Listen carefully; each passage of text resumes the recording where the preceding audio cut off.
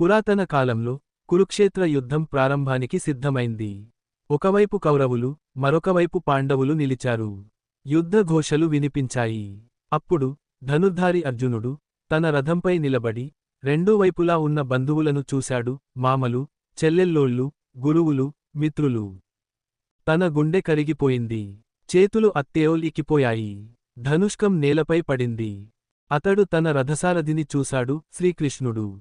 కృష్ణ, వీళ్లను నేను ఎలా చంపగలుగుతాను? వీళ్లంతా నా కుటుంబ సభ్యులు. ఈ రాజ్యం కోసం వారిని చంపడం న్యాయమా? అని అడిగాడు. కృష్ణుడు చిరునవ్వుతో ఇలా అన్నాడు. అర్జునా, నీవు సంతాపంలో పడిపోయావు. నీవు శరీరం కాదు, నీవు ఆత్మ. శరీరం మారుతుంది, ఆత్మ ఎప్పుడూ చావదు. మనం వస్త్రాలు మార్చుకున్నట్టు ఆత్మ శరీరాన్ని మార్చుకుంటుంది. అర్జునుడు మరింత ఆశ్చర్యంతో అడిగాడు. కాని చంపడం తప్పు కదా? అప్పుడు కృష్ణుడు అర్థవంతంగా సమాధానం ఇచ్చాడు.